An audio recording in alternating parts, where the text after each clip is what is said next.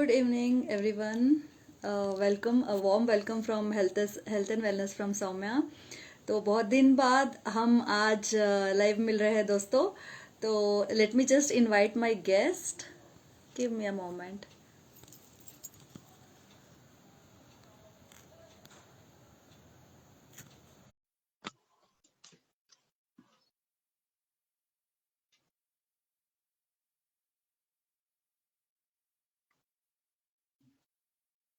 Just a second. I'm inviting Dr. Priyanka.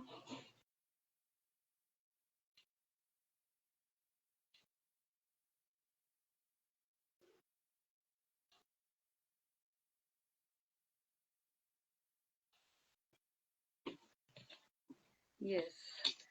So today's evening is dedicated to kids health. जहाँ पे I have Dr. Priyanka with me now. So just give me a moment for her to join.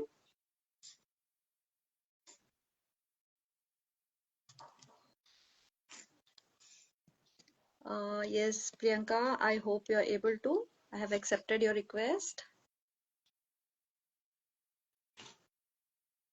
All right, just give me a moment again.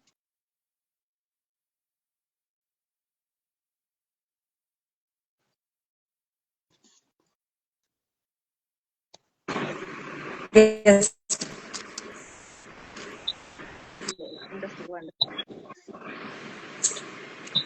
Am I audible and visible, Yes, Priyanka? ma'am. Yes, ma'am. Yes. So a wonderful evening to all the viewers who have joined us live today. So this is a wonderful, collaboration with Dr. Priyanka, who herself is a pediatric consultant pediatric dentist and have been practicing from past 7+ years. And she's also a certified health coach and a specialist in kids health. And उनका ये इरादा है कि बच्चों की immunity के लिए या बच्चों के हेल्थ के लिए always it's better to start early so that they Yes. develop healthier individuals, as a healthier adults. So that's what is our own aim to, give you this service, give you her knowledge about her expertise in the kids, arena. Right Priyanka, तो मैं चाहती हूँ कि आप अपना भी एक छोटा सा इंट्रोडक्शन दे, before we go ahead with all the wonderful topics which are going to be useful for each and every parent for today. Yes, sure. Thank you so much, Soumya ma'am. आपने ये अपॉर्चुनिटी दी मुझे कि मैं health के specially kids health के बारे में लोगों को अवेयर करूं, क्योंकि अभी ऐसी सिचुएशन है कि लोगों को पता ही नहीं है कि what they are giving to their kids can right.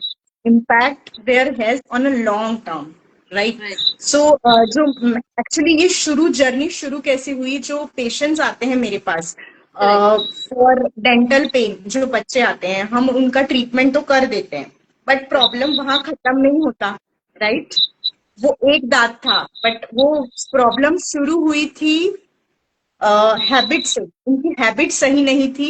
In between snacking, over consumption of sugary food, correct. Brushing, night brushing बराबर नहीं है. बहुत सारे फैक्टर्स हैं जो अफेक्ट कर रहे हैं. तो अगर हम हैबिट ही ठीक कर दे कि आगे जाके उनको ये प्रॉब्लम ना हो, तो वो ज्यादा मतलब उनके लिए बेनिफिशियल रहेगा. इसलिए फिर मैंने I have started working on habits of kids. So wonderful. अभी मेरा गोल है कि मैं बच्चों में अर्ली जो है हेल्दी हैबिट्स को बिल्ड करने में पेरेंट्स को हेल्प करूं. वंडरफुल. एक्चुअली ये बहुत ज्यादा इंपॉर्टेंट है प्रियंका, क्योंकि ये रूट कॉज है. राइट. उनका जो भी हेल्थ में इश्यूज हो रहा है वो हैबिट बिल्डिंग की वजह से. As parents, it's our duty कि उनके यंग एज में ही हम थोड़ा सा एफर्ट लेके उनके हैबिट्स को अच्छे से स्टेबलाइज कर सकें, so that it just ingrained when they grow up as adults, right? So let's also welcome who are joining our live program. It's wonderful to have you all. Yes, we have Shweta Desai, Safar Rahman, Asha, Ishwar, Suraj. Wonderful, wonderful to have you. Yes, we have Jimit Shah. Awesome, awesome. अच्छा लग रहा है आप सब इस topic के बारे में जानने के लिए आज ज्वाइन हुए हैं. तो Priyanka, what we can do, we can go category wise, एक एक करके मैं आपसे क्वेश्चंस पूछूंगी. एंड आई एम श्योर हर एक पेरेंट का यही इश्यूज के साथ गुजर रहे होते. दैट इज तो पिकी ईटिंग है। Sorry ma'am, you are not audible. Right now actually ma'am, you are not audible. अभी आ रही है आवाज? अभी आ रही है? Yes, yes ma'am. Let me repeat the question for you. तो मैं ये कह रही थी कि मोस्ट ऑफ द पेरेंट्स को यही इश्यू रहता है अपने बच्चों से कि उनके बच्चे हर कोई चीज नहीं खाते, बहुत ज्यादा सिलेक्टिव खाते हैं ना, choosy choosy eater, picky eater, fussy eater, whatever name you want to give them, right?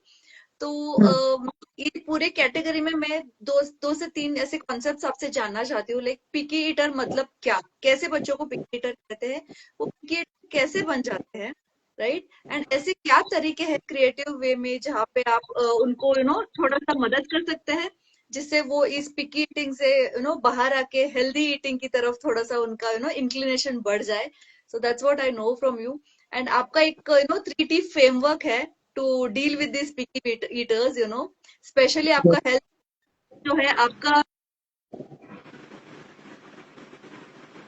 Sorry, सो ये आपका हेल्थ फर्स्ट जो आपका स्पेशल वेंचर है जिसके थ्रू आप लोगों के साथ कनेक्ट करना चाहते हैं for children's health in in know specially as a specialist for them.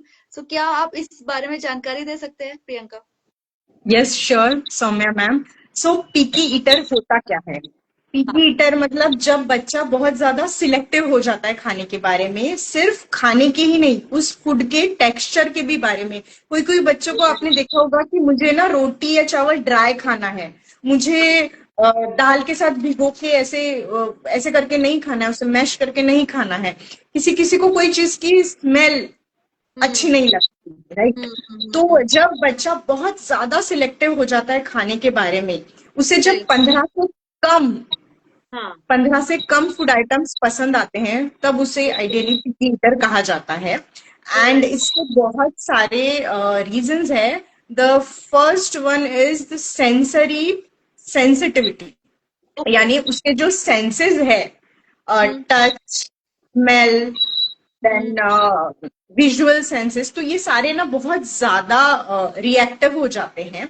Then हम्म, कभी कभी ये जेनेटिक भी होता है। देन टॉडलर वाले एज ग्रुप में बिटवीन 2 to 3 years ये बहुत ज्यादा प्रोमिनेंट होता है, विथ एज ये कम भी हो जाता है। बट डिपेंड्स कि उस टाइम पे हम उसको कैसे हैंडल करते हैं, उस पर डिपेंड करता है। And okay. अगर बच्चे का कुछ स्ट्रॉन्ग निगेटिव एक्सपीरियंस आया है खाने के साथ, उसे प्रेशर से या फोर्सफुली कोई चीज दी गई है, या किसी फूड के साथ उसका वो खाने के बाद उसे बहुत जीआईटी डिस्कम्फर्ट हुआ है, तो जी उसका एक एक्सपीरियंस, पास्ट एक्सपीरियंस अगर अच्छा नहीं है, तो चांसेस है कि वो frequent, I am saying frequent, एक बार नहीं तो वो पिकी ईटर हो सकता है। नाउ अगर हम इसका अप्रोच देखें कि कैसे इसे हम दूर करें, तो इसे जैसे आपने बोला एक 3T फ्रेमवर्क। फ्रेमवर्क, इस पे हम काम करते हैं। जैसे first T is for trust. Okay. हमें बच्चों का ट्रस्ट गेन करना है, उन्हें दो चीजें चाहिए होती है, first is control and second is comfort. जब वो खाना खा रहे हैं तो उन्हें कंट्रोल चाहिए कि मैं चीजें जो है मैं डिसाइड करूंगा, राइट? तो इसमें Ellyn Satter, she is a nutritionist and pediatrician also, dietitians also, so she gave this concept of division of responsibility। यानी इसमें क्या होता है कि पेरेंट डिसाइड करता है कि बच्चा क्या खाएगा, हाँ। कहाँ खाएगा। कहाँ खाएगा मतलब एक काम एनवायरमेंट, एक स्ट्रक्चर्ड एनवायरमेंट की डाइनिंग टेबल खाने की जगह वहां खाया जाता है, ये पेरेंट डिसाइड करेंगे। एंड टाइम, स्नैक्स का टाइम है, ब्रेकफास्ट का टाइम है, लंच का टाइम है, डिनर का टाइम है, ये टाइम, ये तीन चीजें पेरेंट ने डिसाइड की। और दो चीजें बच्चे पे छोड़ देनी है, वो डिसाइड करेगा कि क्या उसे कितना खाना है, और हाँ। खाना है कि नहीं खाना है, ये बच्चा डिसाइड करेगा। तभी हम जो है उसमें ये हैबिट, हेल्दी ईटिंग के हैबिट्स, उसके रिलेशन फूड के साथ पॉजिटिव बना सकते हैं। अगर हमने वो लाइन क्रॉस कर ली कि वो हम्म, कितना खाएगा और क्या खाएगा क्या नहीं खाएगा, तो हम वो उसके जो रिलेशन है फूड के साथ वो पॉजिटिव नहीं बना सकते, राइट? देन हमें फोर्स या ब्राइब बच्चे को नहीं करना है, क्योंकि वो खा तो लेगा प्रेशर में, पर हाँ। उसके लॉन्ग टर्म में रिलेशन सही नहीं रहेंगे खाने के साथ, राइट?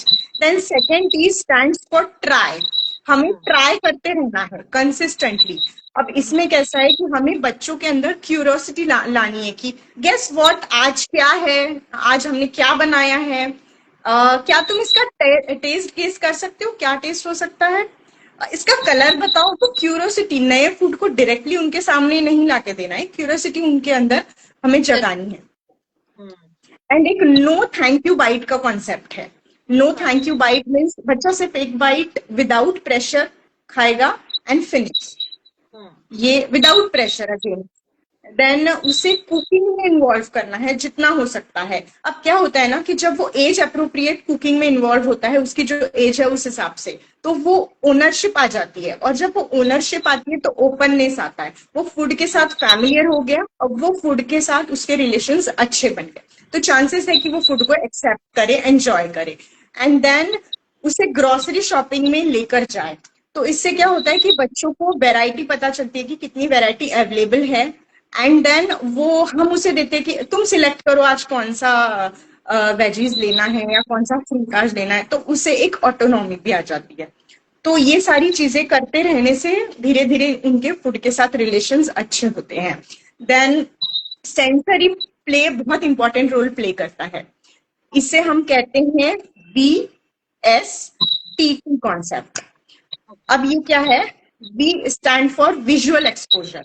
कंटिन्यू बच्चों को दिख रहे हैं किचन के डाइनिंग टेबल में, किचन कैबिनेट में, जहां पे भी घर पे चीजें खाने की रखी जाती है वहां पे उन्हें फ्रूट वेजिटेबल्स दिख रहे हैं आंखों से कंटिन्यू। और रोज हम जो बना रहे हैं दाल चावल रोटी सब्जी सैलड, तो वो देख रहे हैं आंखों से, वो आंखों से उसके साथ फैमिलियर हो गए। देन सेकेंड स्टेज आती है S, दैट इज स्मेल। बहुत बार हम स्टीम करते हैं, रोस्ट करते हैं, बॉईल करते हैं, तो उसकी स्मेल आती है किचन में, तो बच्चे धीरे धीरे वो स्मेल से फैमिलियर हो जाते हैं। ये सेकंड स्टेज आ गई। देन थर्ड इज टेक्सचर, ये सबसे क्रिटिकल स्टेज है। तो बच्चों को ना खेलने देना चाहिए, उन्हें प्ले करते, जैसे सपोज कर्ड है, देन दाल, उसके साथ उन्हें चम्मच से फोक से या हाथ से भी वो जितना ज्यादा उस टेक्सचर के साथ फैमिलियर होंगे, वो उनके कांटेक्ट में आएगा, तो उनका जो फोबिया है, जिसे नियोफोबिया कहते हैं, नए फूड के साथ जो बच्चों का फोबिया रहता है वो कम हो जाएगा। और वो जितना उसके साथ खेलेंगे, फिर फोर्थ स्टेज आएगी दैट इज टेस्ट। फिर वो उसे लेंगे एंड समटाइम वो सिर्फ चाटेंगे या फिर एक बाइट लेके स्पिट भी कर दे। बट रिसर्च कहता है कि मिनिमम 15 से 20 एक्सपोजर मिनिमम, उससे ज्यादा भी लग सकते हैं, बच्चा लेता है वो फूड को टेस्ट करने के लिए, एंड उसके बाद ही वो उसे एक्सेप्ट करता है। तो इट्स कम्प्लीटली फाइन कि मतलब वो नहीं खा रहा है एक बार में, तो वो आगे कंटिन्यूअसली जब करे तो वो उसे एक्सेप्ट करने के चांसेस रहते हैं। लेकिन उस टाइम पे अगर हमने उसे प्रेशर दे दिया, उसे एक एंजाइटी वाले मूड में चला जाएगा वो, राइट? तो फिर उसके एक्सेप्ट करने के चांसेस कम होते हैं। देन यस, एंड लास्ट जो मैंने बताया टेस्ट का, वो उसी सीक्वेंस से हमें जाना चाहिए। तो इस तरह से हम ईटर्स जो है उसको आप दे रहे हैं प्रियंका, कुछ कुछ चीजें तो टिपिकली हमें नहीं पता रहता, बट एज पेरेंट्स और मदर्स, लेकिन अगर मैं अपने बारे में बात करूँ, मैंने एक्सपीरियंस किया है फसी ईटिंग का। जो मेरा एल्डर सन है, as a toddler he did not have any issues, but as he grew up, पहले मैं बोलती थी पहले टेस्ट तो करो फिर समझ में आएगा अच्छा लगा कि, बट उसको खाना देख के ही नहीं खाना रहता था so that was a phase which I went through, and I am sure many parents would be able to relate to this. But आपने जो एक्सप्लेन किया बहुत साइंटिफिकली कि ऐसे ऐसे ऐसे स्टेज के साथ आपको गुजरना पड़ेगा, और मिनिमम 50 एक्सपोजर्स, मतलब that requires a lot of patience as far as parents as us as concern, right? तो उतना तो हमें थोड़ा सा शांतता बरतनी पड़ेगी कि बच्चे इतना टाइम लेंगे एक नए फूड को एक्सेप्ट करने के लिए। सो that was really wonderful Priyanka, एक थैंक यू। चीज मैं ऐड करना चाहूंगी इसमें। प्लीज।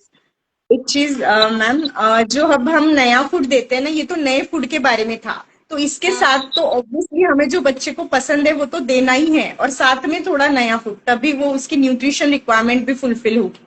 और एक स्लीपी फूड का कॉन्सेप्ट है कि जो बच्चे को पसंद नहीं है वो उसे छुपा के दो कहीं, तो यानी उसकी न्यूट्रिशन रिक्वायरमेंट फुलफिल होनी चाहिए टिल कि वो नया फूड एक्सेप्ट करे, यानी टिल द टाइम कि वो नए फूड को positively accept like camouflage, like I have been doing that, like Yes. मेरा as I was sharing my elder son, उसको as a form सब्जी पसंद नहीं आती थी, तो I have become so creative because of his fuzzy eating कि मैं अलग अलग तरीके से पराठा बना देती हूँ. So I just camouflage that sabzi in the form of paratha and then हाँ. he eats curd. So in that way nutritional requirement हम fulfill कर सकते हैं. Wonderful. So let's also congratulate who are joining later, Priyanka. सूरज है, सुशील, धृति, DMA 16, जय, yes, Jayesh, wonderful, wonderful. Good to have you all. And we have Aman, Mahesh, yes, Extreme Fitness Center, Nilesh, wonderful. तो अभी हमने जाना आपसे कि first के बारे में बच्चों की, तो इसमें हाइड्रेशन भी बहुत इंपॉर्टेंट रोल प्ले करता है, right? So it's very important for the parents to know कि अगर बच्चा एक्टिव है तो हाइड्रेशन का इंपॉर्टेंस क्या है, और हाइड्रेशन देने के लिए ऐसे कुछ आपके पास क्रिएटिव तरीके हैं क्या कि बच्चों को हम अलग अलग तरीके से हाइड्रेशन का जो उनका कोटा है उसको फुलफिल कर सके? ऐसे कोई सिम्टम्स है जिनको एज पेरेंट्स पता होना चाहिए कि बच्चा अगर हाइड्रेटेड हुआ है, डिहाइड्रेशन हुआ है उसके साथ, तो ये सिम्टम्स है, उसको हम आइडेंटिफाई करके उसके लिए एक्शन ले सकते हैं. So can you? Yes, very good. और मैम हाइड्रेशन की तो अभी तो समर स्टार्ट हो गया, उसमें तो और ज्यादा जो है नीड बढ़ जाती है. और बच्चों का जो बॉडी है वो 85% वाटर है, यानी एडल्ट से 10% मोर, राइट. और बच्चों में कंटिन्यूअसली जो एक्टिविटीज हो रही है क्योंकि उनकी ग्रोथ हो रही है, राइट, तो सेल को वाटर की रिक्वायरमेंट ज्यादा है. और उनकी किडनी इतनी मैच्योर नहीं है कि वो पानी को कंजर्व करे, तो वाटर लॉस भी जल्दी होता है. बच्चे खेलते हैं तो टेम्परेचर रेगुलेशन के लिए स्किन से भी वाटर लॉस हो रहा है in the form of sweat. तो आप समझ सकते हैं कि कितनी रिक्वायरमेंट है वाटर की. और पानी किस चीज में मतलब हमारे बॉडी के कौन से प्रोसेस में इन्वॉल्व नहीं होता. हम शुरू करें तो ब्रेन, अगर ब्रेन सेल्स को वाटर नहीं मिल रहा है तो वो श्रिंक हो जाएंगी. देन बच्चे का mood swings, fatigue, irritability, headache. Headache तो बहुत कॉमन हो गया अभी बच्चों में अगर आप देखें तो. और प्लीज आई रिक्वेस्ट पेरेंट कि उनका वाटर इनटेक ट्रैक करें, क्योंकि ट्रैकिंग ही मतलब हम ट्रैकिंग से ही पता चलेगा कि रूल आउट कर पाएंगे कि हेडेक क्यों हो रहा है उनको. देन हमारे जो इन्फेक्शन हो गया है तो वाटर, हमारा जो लिम्फेटिक सिस्टम है जहां से हमारी इम्यूनिटी के सेल्स जो है वो एक से दूसरी जगह मूव होते हैं, उसके लिए वाटर लगता है. अगर वाटर कम है तो इम्यूनिटी के सेल जिस जगह पे जरूरत है इन्फेक्शन फाइट करने के लिए वहां कैसे मूव होंगे, राइट. वाटर की जरूरत है, राइट. यस. देन हमारा किडनी और लीवर, ये दो ऑर्गन है जो डिटॉक्स करते हैं, बॉडी का कचरा बाहर निकालते हैं. अब क्या होगा कि वाटर कम है तो ये लोड आ जाएगा हमारे इम्यून सिस्टम पे. इम्यून सिस्टम एंगेज हो गया तो जब एक्चुअल में इम्यून सिस्टम की जरूरत है बैक्टीरियल या वायरल इन्फेक्शन के लिए, तब वो इम्यून सिस्टम उतना इफेक्टिवली काम नहीं कर पाएगा क्योंकि पानी कम था तो लीवर और किडनी पे लोड ज्यादा था. तो इस तरह से इम्यूनिटी के लिए तो वाटर का बहुत ही इंपॉर्टेंट रोल है. और अभी बच्चों में ग्रोथ कंटिन्यू चालू है तो पानी का रिक्वायरमेंट ऑलरेडी उनका ज्यादा होता है. तो प्रेशर तो हम बच्चों को कर नहीं सकते. तो what we can do is कि उनकी एक मतलब एक बॉटल हम उनके चॉइस की ले कि तेरे चॉइस की बॉटल लेते हैं. देन छोटे छोटे बच्चे हैं 2-3 साल के तो स्ट्रॉ, कलरफुल स्ट्रॉ मिलती है तो वो एंजॉय करते हैं पानी. मतलब मेरी खुद की बेटी से मैंने ये एक्सपीरियंस किया है. देन हम ना वाटर का ऐसा ब्रेक दे सकते हैं कि जैसे वो खेल रहा है, पढ़ाई कर रहा है, टीवी देख रहा है, तो वाटर ब्रेक. तुमने वाटर ब्रेक लिया क्या, या पढ़ाई शुरू करते वक्त पानी पी के फिर पढ़ाई शुरू करो, या ट्यूशन जाना है पानी पी के ट्यूशन जाओ. तो कंटिन्यू हमें उन्हें विदाउट प्रेशर सिर्फ रिमाइंड करते रहना है. उन्हें पीना है पानी, उनकी रिक्वायरमेंट है, वो डेफिनेटली उस टाइम पे वो पी लेते हैं विदाउट प्रेशर अगर हम उन्हें रिमाइंड करें तो. एंड वाटर रिच फूड जो होते हैं जैसे कि watermelon, musk melon, then cucumber, ये आप दे सकते हैं उन्हें क्योंकि इसमें भी ऑलमोस्ट 90% वाटर होता है.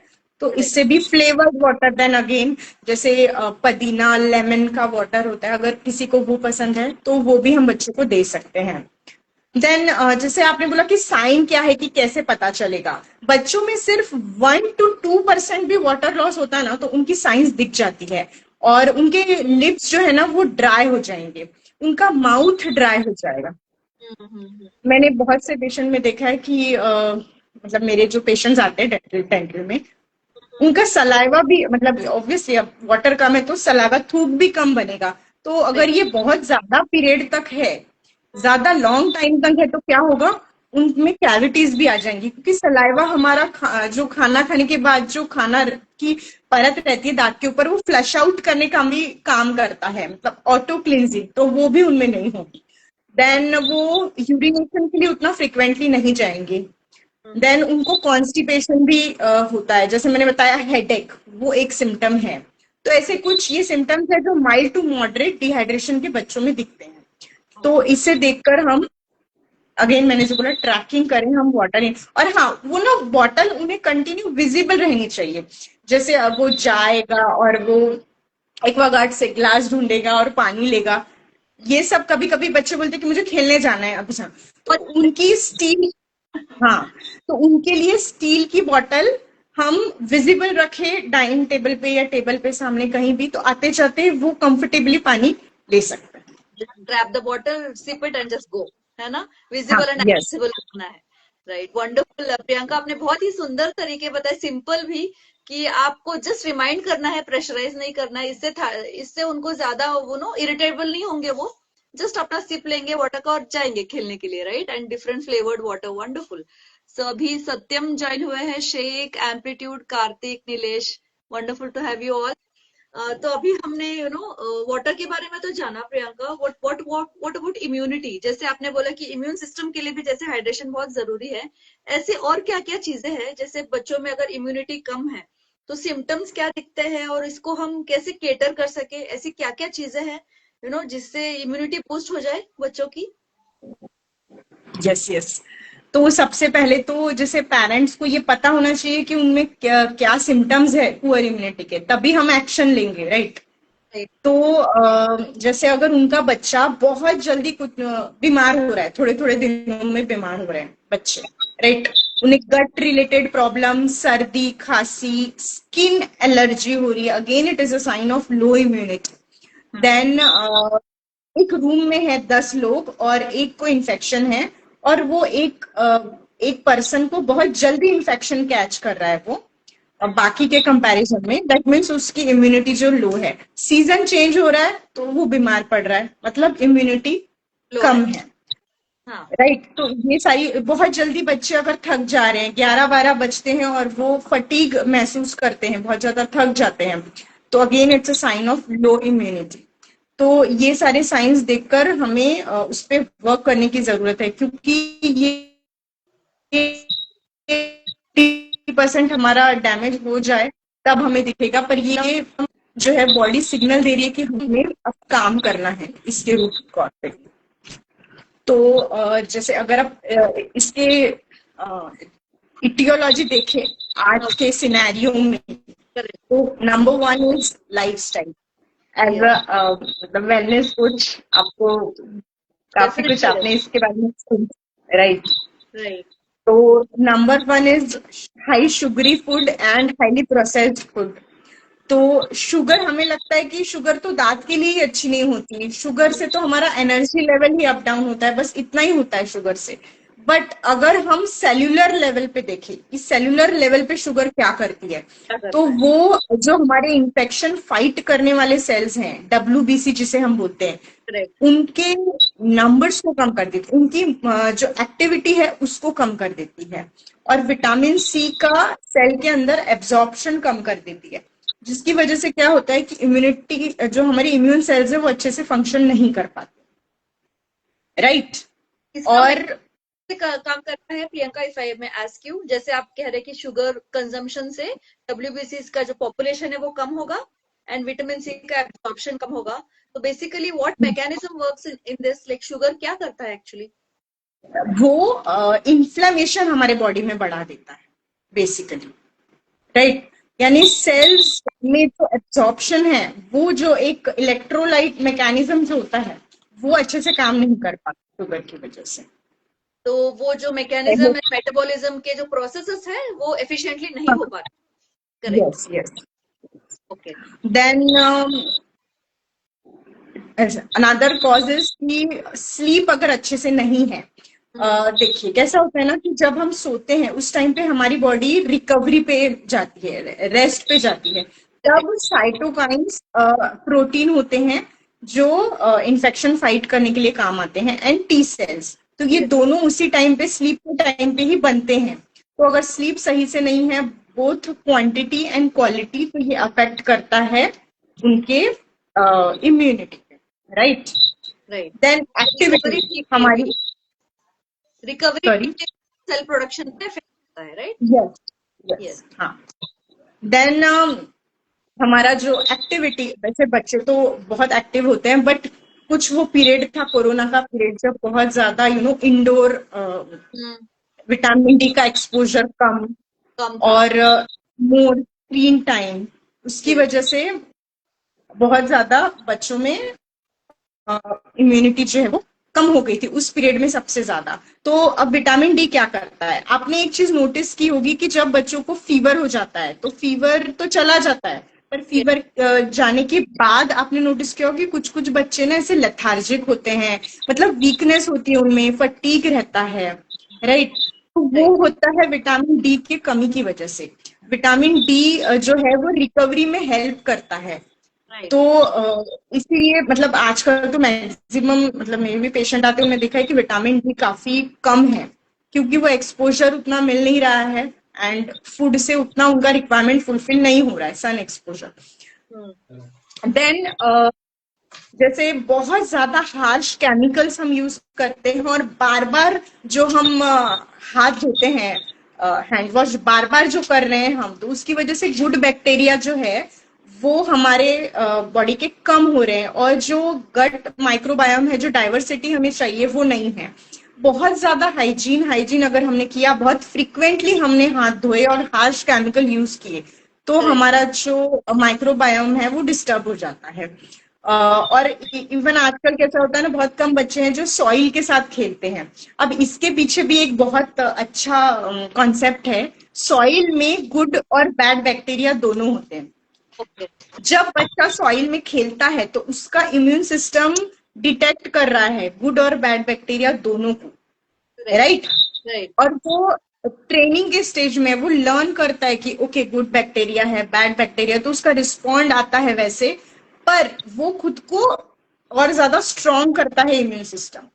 फिर ऐसे बच्चे ना, पोलन ग्रेन्स या जो एनिमल्स के थिन हेयर रहते हैं, या हाँ। फूड एलर्जी उनमें इजीली नहीं होती, क्योंकि उनका जो इतना ज्यादा एक्सपोजर हो चुका है गुड बैक्टीरिया से, कि उनका इम्यून सिस्टम स्ट्रांग हो चुका है। क्या है। हाइजीन हाइपोथेसिस एक है, जिसमें हाँ। कहा जाता है कि बहुत ज्यादा जो बच्चे हैंड वॉश और बहुत ज्यादा क्लीनलीनेस के पीछे रहते हैं, वो ज्यादा उनमें एलर्जीज मिलती है, और ज्यादा वो मतलब अस्थमा जैसी चीजें उनमें बहुत ज्यादा पाई गई हो है। जाती है। तो आई एम नॉट सेइंग कि आप बिल्कुल भी मत कीजिए, पर खाने से पहले हाथ धोना इज ओके, बट यस। थोड़े थोड़े देर में हाथ धोना is not. End of wonderful. Course थोड़ा सॉइल नेचर के साथ कनेक्ट होना, तो वो एक्सचेंज ऑफ माइक्रोबायोम होता है। वंडरफुल। एक्चुअली ये चीज मैं भी बहुत ज्यादा स्ट्रेस करती हूँ प्रियंका, की नेचर के साथ आप जितना जुड़ते हैं, जैसे आप बोल रहे हैं सॉइल, तो अभी तो अर्बन पीपल, अर्बन पॉपुलेशन में तो ऐसा हो गया कि दे थिंक, वो एज पेरेंट्स वो खुद ही एक्सपोजर नहीं देना चाहते बच्चों को, मिट्टी में जाके खेलना नहीं है, इन्फेक्शन हो जाएगा, ऐसे डर रहता है। इनफैक्ट उनकी इम्यूनिटी बढ़ रही है, ये बात उनको समझ में नहीं आ रही है, राइट। सो यस बहुत यस। अच्छे से आपने अवेयरनेस दिया Priyanka. Immunity is something which is the foundation for a child's health, and इस एज में अगर वो एक स्टेबलाइज्ड इम्यूनिटी तक पहुंच जाए तो आगे जाके उनको बहुत कुछ प्रॉब्लम्स झेलने नहीं पड़ेंगे, राइट। सो यस बहुत यस। अच्छा एक टॉपिक से दूसरा टॉपिक कनेक्ट कर रहे हैं। तो अभी मैं चाहती हूँ थोड़ा सा वेलकम कर ले हम जो ज्वाइन हो रहे हैं। Vishal, Ashiq, Vaibhav, Teju, Ashish, Jitendra, Satyam. Wonderful, wonderful to have you all. अगर आपके मन में कुछ भी डाउट्स है, जो आज का हमारा टॉपिक है चिल्ड्रंस हेल्थ, तो डेफिनेटली आप वहां पे चैट पे लिख सकते हैं। At the end we can also take some questions. Doctor Priyanka will answer all of you. ठीक है।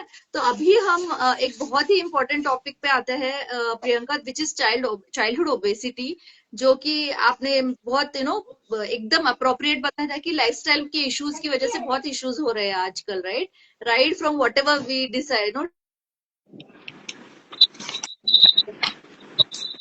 immunity because of the lifestyle and the food choices, right? तो चाइल्डहुड ओबेसिटी के बारे में अब बात करते हैं, तो क्या आप आज का सिनेरियो थोड़ा सा, क्योंकि you are more expose to आजकल के बच्चे, तो टेल अस अबाउट इट कि इसके मिथ्स क्या है, और as parents where do we go wrong, and obesity को कैसे हम टैकल करके उनको एक हेल्दी रेंज में ला सकते हैं, एंड आपका ये थ्री अप्रोच क्या है, three ways of different way of tackling this childhood obesity. आप थोड़ा सा हमको इसके बारे में बताइएगा। Yes ma'am. चाइल्डहुड ओबेसिटी में मैंने जितना देखा है, मतलब मैं जितना कांटेक्ट में आती हूँ, और रिसर्च भी जो कहता है कि पेरेंट्स ये सोचते हैं कि अभी है वो बच्चा मोटा, तो इट्स नॉर्मल, वो विथ टाइम वो नॉर्मल हो जाएगा, it is normal for his और हर एज। एंड बच्चों को तो एक्सरसाइज की जरूरत नहीं है, वो तो स्कूल में खेलते हैं या घर पे तो खेलते हैं, उन्हें एक्सरसाइज की जरूरत नहीं है। And third, very important, emotional eating. हम बच्चों को ना हंगर और फुलनेस का स्केल ही नहीं बताते कि भूख लगी है तब खाना है और पेट भर गया है तब रुकना है। वो इमोशनल ईटिंग बहुत ज्यादा होती है, और इसका सबसे बड़ा रीजन है चाइल्डहुड ओबेसिटी का, कि इमोशनल ईटिंग बच्चों में बहुत हो रही है। स्ट्रेस एंजाइटी में वो ओवर ईट कर लेते हैं, तो उसकी वजह से यानी वो उन्हें अवेयरनेस नहीं है। एंड अभी कैसा कॉन्सेप्ट है कि हर चीज में ना पेरेंट जो अनहेल्दी चीजें हैं उससे वो रिवॉर्ड देते हैं या ब्राइब करते हैं बच्चों को, तो राइट। वो ज्यादा बच्चों को अट्रैक्ट करता है जंक ना। Food most of the time. और यस, यस, तो बैलेंस रखना जरूरी है। एंड स्ट्रक्चर, जैसे हमने पिकी ईटर के वक्त देखा, स्ट्रक्चर बहुत जरूरी है कि ये लंच का टाइम है, इसे यहाँ हमें ये चीजें लंच के टाइम पे हमें खानी है, ये चीजें हमें स्नैक्स के टाइम पे खानी है। लंच और स्नैक्स के बीच में कोई चीज अगर हम उन्हें अवेलेबल करके दे रहे हैं तो वो प्रॉब्लम हो जाता है। और जैसे हाईली प्रोसेस्ड और हाईली शुगर वाली चीजें जो होती है ना, उनका सटाइटी लेवल ना बहुत कम होता है, मतलब बहुत जल्दी से ना हमें फिर से भूख लगती है, क्योंकि शुगर जो जल्दी से बढ़ रही है वो फट से डाउन हो जाती है। शुगर स्पाइक आता है और जल्दी से डाउन हो जाता है जो हाई शुगरी और हाईली प्रोसेस्ड फूड है। तो उनको लगता है कुछ भी नहीं खाया, अभी तो खाया था, पेट भरा ही नहीं है, फिर से खाना फिर से खाना, तो वो ओवर ईट करने लग जाते हैं। तो ऐसे सिचुएशन में हम उनके माइक्रो न्यूट्रिएंट्स की जो डेफिशिएंसीज है उस पर वर्क करते हैं, एंड मैक्रो न्यूट्रिएंट्स। तो अगर बच्चा एक स्ट्रक्चर बना दिया हमने कि लंच और डिनर में शुरुआत करनी है सैलाड से, फिर उसमें हमने प्रोटीन भी थोड़ा डाल दिया, फाइबर और प्रोटीन क्या करेगा कि बच्चों को फुल रखेगा, उन्हें जल्दी से भूख लगने का, जो उन्हें जल्दी से भूख लग रही थी हाईली प्रोसेस्ड खाने की वजह से और शुगरी खाने की वजह से, वो उन्हें नहीं लगेगी, राइट। फिर चांसेस है कि वो थोड़ा लिमिट में खाए। और अगर हम एक स्ट्रक्चर मेंटेन करके रखे कि लंच में ये खाना है, एक ही डेजर्ट रहेगा, डिनर में जो चॉकलेट खानी है वो स्नैक्स के वक्त है, एक बैलेंस चीज रखे, तो वो उनका स्वीट भी एंजॉय कर सकते हैं और साथ में वो हेल्दी चीजें भी खाएंगे। क्योंकि इस तरह के पैटर्न से क्या हो रहा है, उन्हें डेफिशिएंसीज भी हो रही है, right. It's not about obesity only, it's about deficiency also. उन्हें डेफिशिएंसी भी हो रही है जो आगे जाके, आज अगर हम देखें ओबेसिटी में इंडिया का मतलब 2023 का सर्वे है कि 3.9 करोड़ बच्चे जो है वो ओबेज है।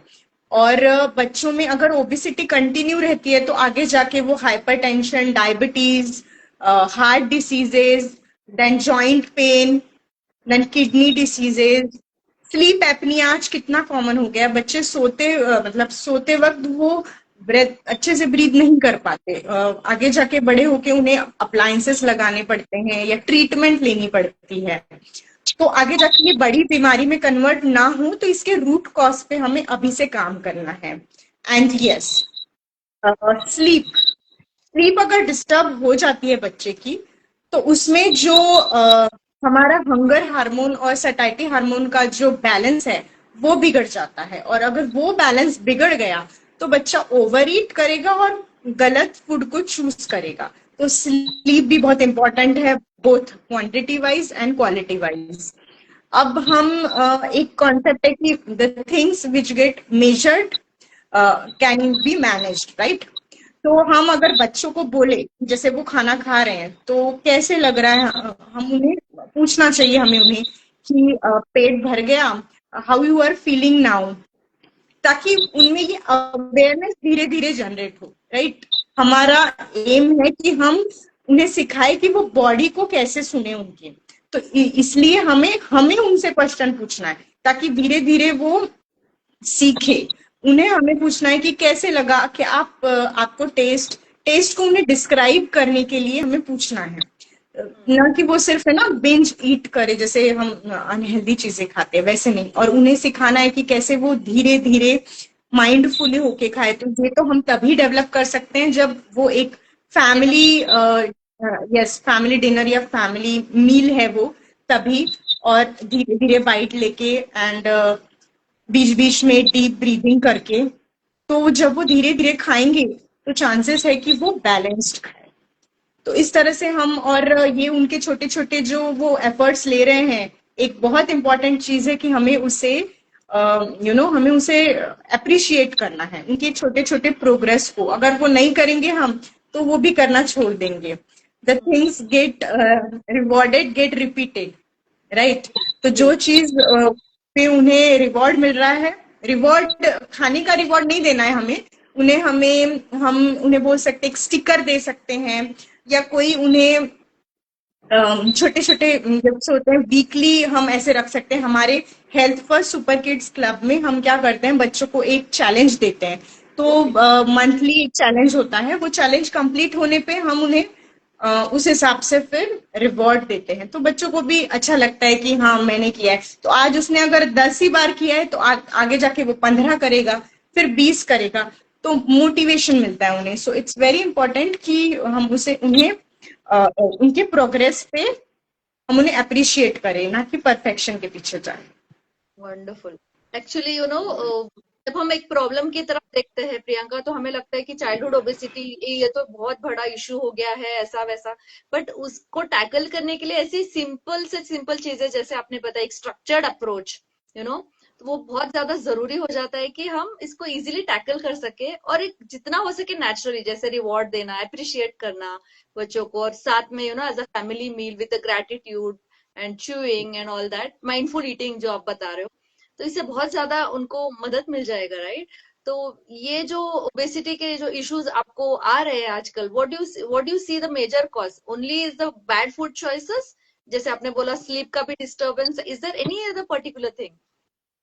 As I said, the most common cause emotional eating. मतलब वो अवेयर नहीं है, दे आर नॉट अवेयर कि अगर वो अवेयर हो जाए कि मुझे भूख लगी है, एंड वो जो राइट चॉइस उन्होंने की है एक प्रॉपर सिस्टम के साथ, जैसे मैंने बताया शुरुआत हम कर रहे हैं मील की, तो सलाद से करें। अगर हम बच्चों को बता दें कि शुरुआत में हमें ये खाना है, मतलब एक सिस्टम बना दे हम पूरा मील टाइम का, तो धीरे धीरे वो उस सिस्टम में आएंगे और फिर उनमें वो हैबिट बनेगी। तो most common reason as I see कि इमोशनल ईटिंग और अनहेल्दी चॉइसेस जो बच्चे कर रहे हैं, क्योंकि अवेलेबल है सारी चीजें, कन्वीनियंट है, रेडीली अवेलेबल है, और उन्हें मिल भी जाती है इजीली, तो इसीलिए वो ज्यादा कॉमन रीजन है नाउअडेज।